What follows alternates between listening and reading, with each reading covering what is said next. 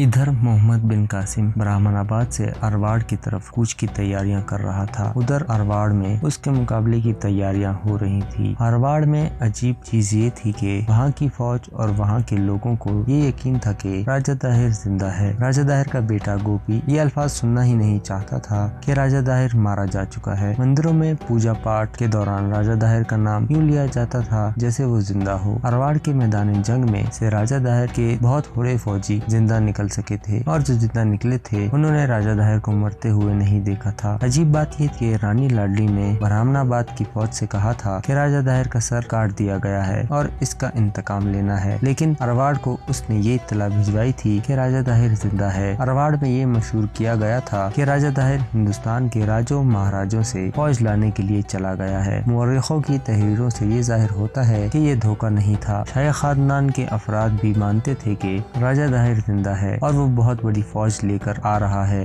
अरवाड़ वालों को ये भी मालूम नहीं था कि रानी लाडली मोहम्मद बिन कासिम की कैदी बन चुकी है और माहिन रानी ने खुदकुशी कर ली है। मोहम्मद बिन कासिम 3 मुहर्रम 94 हिजरी बरोज जुमेरात ब्राह्मणाबाद से कूच कर गया। रास्ते में एक झील आती थी। इसके इर्द गिर्द बड़ा सरसब्ज इलाका था। मोहम्मद बिन कासिम को ये इलाका इतना अच्छा लगा कि उसने यहीं पड़ाव कर लिया और इधर की बस्तियों में अपने आदमी इस हुक्म के साथ भेज दिए कि वो मुसलमानों की इताअत कबूल कर लें और सब लोगों को मालूम होना चाहिए कि राजा दाहिर मारा जा चुका है और अब सिंध का हुक्मरान मुसलमान है। इस इलाके में बुद्धमत के लोगों की अक्सरियत थी जिनमें ज्यादातर तिजारत पेशा थे। इन्हें जब इत्तला मिली तो इनके सरदार फौरन मोहम्मद बिन कासिम के पास आ गए और न सिर्फ ये कि इताअत कबूल कर ली बल्कि अपनी वफादारी का पूरा यकीन दिलाया। इनमें 2 सरदार ज्यादा मुअज़्ज़िज़ और असर रसूख वाले थे। इन दोनों को मोहम्मद बिन कासिम ने इंतजामी अमवार और हौसलात की फराहमी के लिए सरकारी तौर पर आमाल मुकर्रर किया। तुम्हारे साथ और इर्द गिर्द जाट कौम आबाद है। मोहम्मद बिन कासिम ने कहा, तुम्हारे साथ इन लोगों का क्या सलूक है? ये कौम काबिल एतमाद नहीं। एक सरदार ने जवाब दिया, हमने इनके वजीफे मुकर्रर कर रखे हैं और इन्हें हम बिला कीमत अनाज वगैरह भी देते रहते हैं जिससे ये लोग हमें परेशान नहीं करते। अगर इन लोगों को इंसानियत का दर्जा दे दिया जाए तो ये सुधर जाएंगे। हम अमन पसंद कौम है। दूसरे बुद्ध सरदार ने कहा, हमारे पास प्यार और मोहब्बत की जो दौलत है ये हमारी बहुत मदद करती है। हमने जाटों पर ये हरबा भी इस्तेमाल किया है। ये लोग हमारी मोहब्बत को कबूल करते हैं। तारीख याकूबी में लिखा है कि मोहम्मद बिन कासिम को इत्तला दी गई कि जाटों के 2 सरदार उससे मिलना चाहते हैं। मोहम्मद बिन कासिम ने इन्हें उसी वक्त बुला लिया। दोनों सरदार जब आए तो वो किसी पहलू से सरदार नहीं लगते थे। वो सर और पाँव से नंगे थे और उन्होंने कंधों से टखनों तक कंबल लपेट रखा था। तुम मेरे पास क्यों आए हो? मोहम्मद बिन कासिम ने पूछा। हम आपकी इताअत कबूल करने आए हैं। इनमें से एक ने कहा, लेकिन हमारी इताअत अभी आर्जी होगी। हमारे और कबीले भी हैं। उनके सरदारों के साथ बात करके हम आपको अपना आखिरी फैसला देंगे। फिर हमने ये भी देखना है कि आप हमारे साथ क्या सलूक करते हैं और मैंने ये देखना है कि तुम्हारा सलूक और बर्ताव क्या होगा। मोहम्मद बिन कासिम ने कहा, मैं ये नहीं देखूंगा कि तुमने हमारी इताअत कबूल की है या नहीं। अगर तुमने अपने तौर तरीके ना बदले तो तुम्हारे लिए बहुत ही भयानक सजा मौजूद है। हमने सुना है कि आप जो शहर और इलाका फतह करते हैं वहाँ के लोगों को अपना गुलाम नहीं बनाते और इन्हें पूरे हकूक और उनके जान और माल का तहफ़्फ़ुज़ देते हैं। इसलिए हम आपके पास आ गए हैं। अगर आपने हमारे साथ वही सलूक रखा जो पहले राजा ने रखा था तो हम फिर से अपने रास्ते पर चल पड़ेंगे। क्या तुम इस फौज का मुकाबला कर सकोगे जिसने इतने ज्यादा किले सर कर लिए हैं और राजा दाहिर जैसे बहादुर जंगजू को मार डाला है? मोहम्मद बिन कासिम ने पूछा। ए अरब के सालार, जाटों के एक सरदार ने कहा, हम तुम्हारे आमने सामने आकर नहीं लड़ेंगे। हमारी लड़ाई कुछ और तरीके की होती है। हमारी ज़रबें आप पर पड़ेंगी लेकिन हम आपको नजर नहीं आएंगे। हमने आपकी तरफ दोस्ती का हाथ बढ़ाया है। हमारी दोस्ती कबूल कर लें। मोहम्मद बिन कासिम ने इनकी दोस्ती कबूल कर ली, लेकिन इन सरदारों के लिबास और हुलिये बातचीत के अंदाज को देखा तो इसे शक हुआ कि ये लोग ज्यादा अरसे तक दोस्त और वफादार नहीं रहेंगे। उसने उनकी वफादारियों को तो कबूल कर लिया था लेकिन अपने मुशीरों से मशवरा करके हज्जाज बिन यूसुफ को एक खत लिखा जिसमें उसने जाट कौम की खसलतों की तफसील लिखी और उससे पूछा कि इस कौम के साथ क्या रवैया होना चाहिए। वो कोई खतरा मोल लेना नहीं चाहता था। एक खतरा तो ये भी था कि ये जाट राजा दाहिर के बेटों के साथ मिलकर उसके लिए मुश्किलात पैदा कर सकते थे। यूं भी हो सकता था कि दाहिर के बेटे जाटों को ईरानियों की तरह बाइज्जत हैसियत और ज्यादा अमारात देकर अपने साथ मिला लें। ये खतरा तो था ही कि जाट एक जंगजू कौम थी। मोहम्मद बिन कासिम ने ये खत तेज रफ्तार कासिद को देकर उसी वक्त रवाना कर दिया। चंद दिनों में हज्जाज बिन यूसुफ का जवाब आ गया।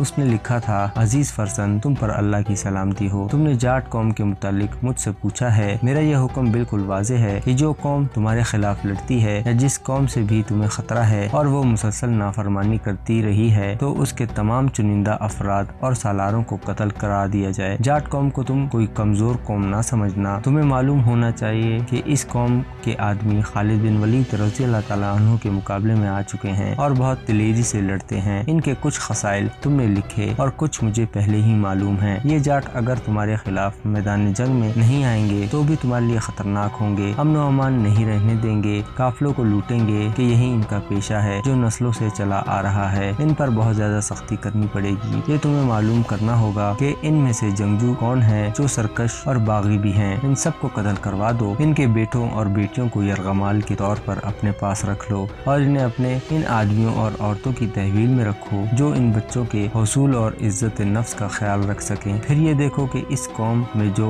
फरमाबरदार और अमन व अमान से रहने वाले हैं और उनमें जो ताजिर, कारीगर और काश्तकार हैं और जो पुरअमन जिंदगी बसर कर रहे हैं उन पर मामूली सा जजिया आयद कर दो और जो कोई खुद इस्लाम कबूल कर ले इससे जजिया के बजाय अशर लो। इनमें से इन लोगों को जो जुर्म और सरकशी की आदी हैं इस्लामी असूलों से भी रूशनास करवाते रहो। तुम वहाँ हो और तुम करीब से देख रहे हो। हालात के मुताबिक अपने फैसले खुद कर सकते हो लेकिन एहतियात बहुत जरूरी है। मोहम्मद बिन कासिम ने इस मकाम पर जाटों पर ऐसी सख्ती न की क्योंकि असल सरकश और जराइम पेशा जाटों का इलाका आगे आ रहा था। कुछ दिनों बाद मोहम्मद बिन कासिम ने यहाँ से भी कूच किया और समा कौम के इलाके में जाकर पड़ाव किया। ये वो इलाका था जहाँ सिर्फ जाट कौम ही रहती थी और जो सख्त सजाओं के बावजूद काबू में नहीं आती थी। मोहम्मद बिन कासिम का खैमा गाड़ा जा रहा था कि दूर से ढोल बजने की आवाज आने लगी। ढोलों के साथ लोगों का शोर भी था। ढोलों और इंसानों का ये शोर आगे ही आगे बढ़ता आ रहा था। मोहम्मद बिन कासिम ने कहा कि मालूम किया जाए ये लोग कौन हैं जो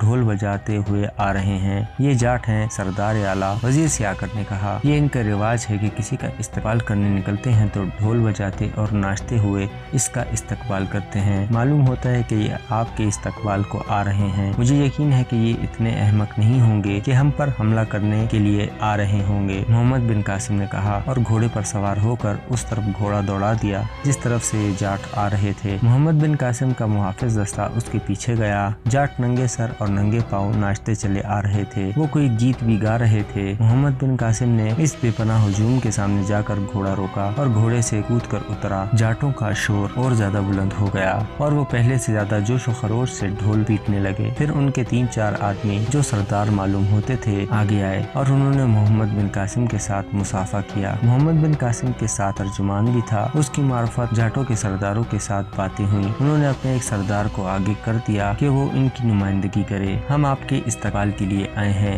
जाटों के सरदार ने कहा मालूम नहीं आप हमारे इस्तकबाल को कबूल करेंगे या नहीं। अगर तुम लोग इस रास्ते से हट आओ जिस पर तुम चल रहे हो तो मैं तुम्हारा सिर्फ इस्तकबाल ही कबूल नहीं करूंगा बल्कि तुम्हें अपना दोस्त भी बना कर रखूंगा। मोहम्मद बिन कासिम ने कहा अगर वही तौर तरीका रखोगे तो तुम्हें इससे भी ज्यादा सजाएं मिलेंगी जो यहाँ के राजों से मिलती रही हैं। क्या तुम अपने किसी ऐसे सरदार को मेरे पास भिजवाओगे जिसके साथ मैं हर किस्म की बात कर सकूं? हाँ, जाटों के सरदार ने कहा हम उसे भेजेंगे। ये लोग नाच कूद और गा बजा कर चले गए। मोहम्मद बिन कासिम ने उनके आगे तशक्कुर और इत्मीनान का इजहार किया। कुछ देर बाद एक बूढ़ा जाट जिसका नाम भूरिया था मोहम्मद बिन कासिम के पास आया। उसके साथ 3-4 आदमी और थे। मोहम्मद बिन कासिम ने उसे इज्जत और एहतराम से अपने खैमे में बिठाया। शाबान और 2-3 सालार मोहम्मद बिन कासिम के साथ मौजूद थे। ए बुजुर्ग सरदार, मोहम्मद बिन कासिम ने तर्जुमान की मार्फत उससे पूछा क्या तुम बता सकते हो कि तुम यहाँ क्यों आए हो? ए अरबी फौज के हाकिम, बूढ़े भूरिया ने जवाब दिया मेरे कबीले ने जिस तरह तुम्हारा इस्तकबाल किया है इससे तुम्हें समझ लेना चाहिए कि हमारा मकसद क्या है। ये हमारा रवाज है कि जिसे हम दिल से चाहते हैं उसका इस्तकबाल इस तरह किया करते हैं जिस तरह तुम्हारा किया है। तुम हमारे इलाके में आए हो और हम खुश हुए हैं। ये इलाका तुम्हारा नहीं है मेरे बुजुर्ग। मोहम्मद बिन कासिम ने कहा ये इलाका उस वक्त तुम्हारा होगा जब तुम मुझ पर साबित करोगे कि तुम इस काबिल हो कि तुम्हें इस इलाके का सरदार बना दूं। तुम तो जंगजू थे, फिर तुम डाकू और राहजन क्यों बन गए? इसलिए कि राजा चेच ने हमें इंसान समझना छोड़ दिया था। बूढ़े भूरिया ने कहा जब इन पर ईरान वालों ने हमला किया तो हमें लड़ाया गया। अगर हम लोग जाने ना लुटाते तो ईरान पूरे का पूरा सिंध ले लेता। चेच और उसके बेटे दाहिर का नाम निशान ना होता। ये हम जाट ही थे जिन्होंने ईरानियों को मकरान से आगे ना आने दिया, लेकिन हमें ना मदद मिली और लड़ने वाले जाट ईरानियों के कैदी बन गए। ईरानियों ने इन्हें मवेशी की तरह रखा और जब तुम जैसे मुसलमानों ने ईरानियों की कमर तोड़ डाली और उनकी ताकत का सूरज गुरूब होने लगा तो उन्होंने जाटों को सिपाही बनाकर इज्जत दी और मुसलमानों के खिलाफ अरब में लड़ाया। फिर वो मुसलमानों के कैदी हुए। उधर हम जो इनकी औलाद थे इस वजह से सजा भुगतने लगे कि हमारे बाप और हमारे भाई मैदान जंग में कैद हुए थे। इसका नतीजा ये हुआ कि हम लोग काफिले लूटने लगे। बूढ़े भूरिया का अंदाज ऐसा पुरअसर था कि मोहम्मद बिन कासिम इन्हमाक से इसकी बातें सुनता रहा। तुम नहीं जानते ऐ सालार, भूरिया ने कहा,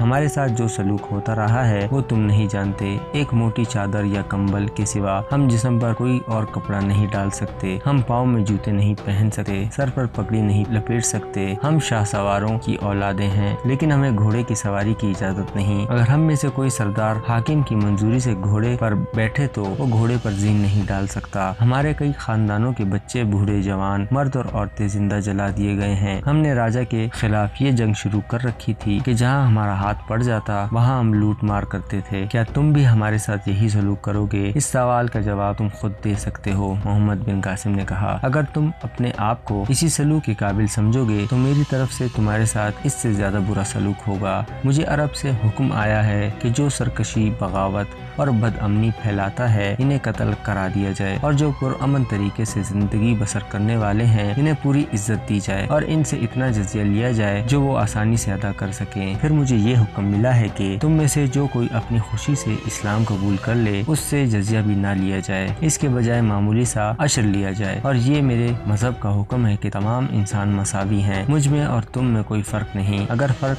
है तो सिर्फ फराइज का। तुम्हारी जिम्मेदारियाँ मेरी जिम्मेदारियों से मुख्तलिफ हैं। क्या तुम मेरी बातों को समझ सकते हो? मैं तुमसे ज्यादा समझता हूँ मेरे बेटे, भूरिया ने कहा। तुमने अभी दुनिया नहीं देखी। तुम्हारी उम्र घोड़े की पीठ पर और खेमे में गुजर रही है। मैं जहांदीदा हूँ, कमसिन लड़के। हमें इंसानों का दर्जा दोगे तो हम तुम्हें ऐसे ही इंसान बनकर दिखाएंगे जैसे तुम्हारी फौज के ये आदमी हैं। और ये भी ना समझना कि ये बातें तुम्हारे या तुम्हारी फौज के खौफ से कह रहा हूँ। मैं जानता हूँ कि तुम्हारे मजहब के असूल और हुक्म क्या है। मैं तुम्हारे मजहब को कबूल करूँ या ना करूँ ये बात की बात है, लेकिन मैं सच्चे दिल से कहता हूँ कि तुम्हारा मजहब राजा दाहिर के मजहब से जो मेरा भी मजहब है बहुत अच्छा है। मैंने सुना है कि तुमने जो जगहें फतह की हैं वहाँ किसी पर जुल्म नहीं किया। क्या तुम्हारे सब कबीले तुम्हारा हुक्म मानते हैं? मोहम्मद बिन कासिम ने पूछा। हुक्म ही नहीं मानते बल्कि मुझे भगवान का दर्जा देते हैं, भूरिया ने कहा। मुझे बताओ कि तुम क्या मनवाना चाहते हो? मैं सिर्फ ये चाहता हूँ कि तुम इंसानों की तरह रहो, मोहम्मद बिन कासिम ने कहा, और इंसानों जैसी इज्जत हमसे लो। हमारे मजहब को देखो, अगर मेरा कोई हाकिम या सिपाही किसी के साथ ज्यादती करे तो उसकी शिकायत करो, उसे वही सजा मिलेगी जो राजा दाहिर तुम्हें दिया करता था। फिर सुन ले ए अरबी, भूरिया ने कहा, आज से हम वैसे ही इंसान बन गए हैं जैसा तुम कह रहे हो और हमने तुम्हारी इताअत कबूल की है। हम पर जो भी महसूल आयद करोगे हम खुशी से अदा करेंगे और आज से तुम्हें इजाजत है कि जैसा कपड़ा पहनना चाहते हो पहनो, मोहम्मद बिन कासिम ने कहा। कोई आदमी नंगे सर और नंगे पाँव ना रहे। तुम सब घोड़ों पर जीने डालकर सवारी कर सकते हो। कुछ अरसे बाद जब मैं देखूंगा कि तुमने अपनी इज्जत और मेरा एतमाद बहाल कर लिया है तो मैं तुम्हें फौज में भर्ती होने का हक भी दे दूंगा। इस तरह वही जाट कौम जो सरकश, वहशी और बागी मशहूर थी एक बाइज्जत कौम की तरह मोहम्मद बिन कासिम की इताअत में आ गई। मोहम्मद बिन कासिम ने भूरिया को अपनी बराबर में बिठाकर कुछ तहाइफ दिए, उसके सर पर पगड़ी लपेटी और उसके पाँव में जूते डाले। इब्ने कासिम एक सालार करीम बिन उमराव ने अरबी जबान में कहा, हम पर सजदा शुक्र वाजिब हो गया है कि ये वहशी कौम हमारी फरमाबरदार हो गई है। चेशनामा फारसी में लिखा है कि मोहम्मद बिन कासिम हंस पड़ा और बोला, ए इब्ने उमराव, अगर तू सजदा शुक्र को वाजिब समझता है तो मैं तुझी को इस इलाके का हाकिम मुकर्रर करता हूँ। भूरिया को रुखसत करने के लिए जब सब खेमे से निकले तो जाट बाहर खड़े थे। वो ढोल बजाकर अपना एक मखसूस नाच नाचने लगे। जब वो नाच चुके तो करीम बिन उमराव ने अपनी जेब से इन्हें 20 दिनार बतौर इनाम दिया।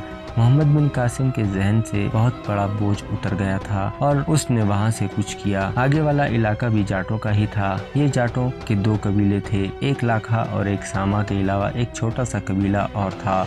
इन्हें शायद भूरिया की तरफ से इतला मिल चुकी थी कि उसने मुसलमानों की इताअत कबूल कर ली है। ये लोग भी नंगे पाँव और नंगे सर दौड़े आए और उन्होंने भी इताअत कबूल कर ली और मोहम्मद बिन कासिम ने इन सरदारों को बुलाकर ऐलान किया कि वो अच्छे कपड़े पहन सकते हैं और वो तमाम अमारात बात जो उसने भूरिया को बताई थी इनको भी हासिल हो गई थी। अरब के इन मुजाहिदीन की एक कठिन मंजिल करीब आ गई थी। ये था अरवाड़ जो राजा दाहिर की राजधानी थी। मोहम्मद बिन कासिम ने अपने जो जासूस और देखभाल के लिए दीगर आदमी आगे भेज रखे थे इन सब को बुलाया और इनकी मालूमात के मुताबिक नक्शा तैयार किया। बताया गया कि राजा दाहिर के एक बेटे गोपी ने अरवाड़ को अपना दारुल हुकूमत बना लिया है। ये भी बताया गया कि गोपी के सामने किसी को ये कहने की जुर्रात नहीं होती कि राजा दाहिर मारा जा चुका है। मोहम्मद बिन कासिम ने अरवाड़ का रुख किया। गुरूब आफ्ताब के वक्त एक मकाम पर जाकर जो अरवाड़ के करीबन 1 मील के फासले पर था वहाँ खेमे गाड़ दिए। अरवाड़ को मुआसरे में लेने के लिए पहले मोहम्मद बिन कासिम ने खैमगाह में बड़ी उजलत से एक मस्जिद तामीर करवाई और जो पहला जुम्मा आया